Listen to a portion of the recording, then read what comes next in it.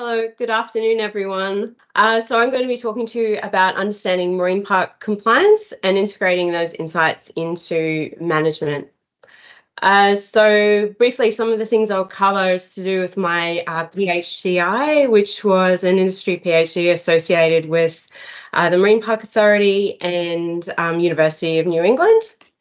And it's just a partial project description. First off, I'll mention what compliance is, as well as some factors associated with tourism and recreational fishing compliance, and some factors associated with a management implementation. So marine park compliance and compliance more broadly, it's about encouraging and enforcing legislative behavioural standards. There are varying types of non-compliance with the varying types of rules that you have associated with commercial, recreational, research, educational, tourism activities, etc.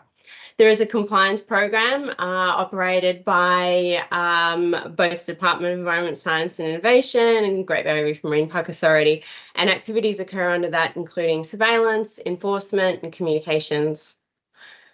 So compliance is often conceived of, or the approach to compliance is conceived of as a pyramid, with the majority of people voluntarily complying and forming the base of the pyramid, and then varying levels of engagement through to the top level of the pyramid that is more intentional non-compliance.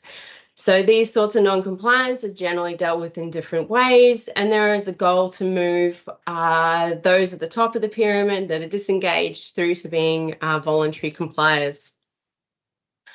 Some activities were done to sort of understand the tourism operator and recreational fishing compliance issues.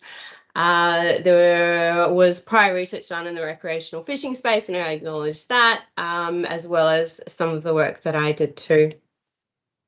So there's a lot going on in this, but this shows factors contributing to tourism compliance.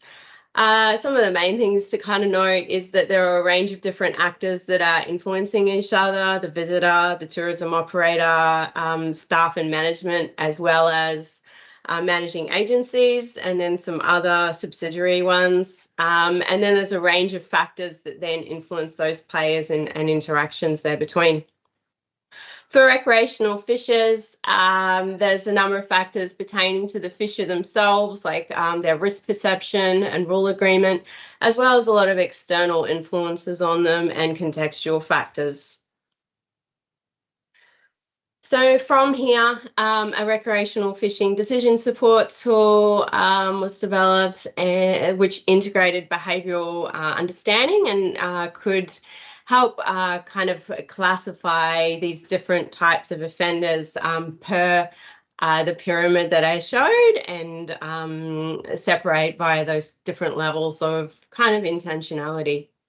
It was applied to the Reef Joint Field Management Program compliance framework. So some of the results from this is that basically on the right-hand side, I presume it's your right-hand side, you can see there are a range of different, those different categories, from unaware, which is really accidental offending, through to quite intentional offending. So both the first two categories of unaware and low are quite accidental offending and make up a high portion of offenders, but there are some recreational fishers that do intentionally offend, but they are a smaller proportion. So some of the benefits of this is that it really helps with consistent decision making, quality assurance, demonstrating the compliance actions are taken are in line with offending, being able to track and respond changes in offenders over time, which can also help inform communications and enforcement, because there are different communication strategies and also enforcement strategies that you would use for different types of offenders. And that's me. Thank you.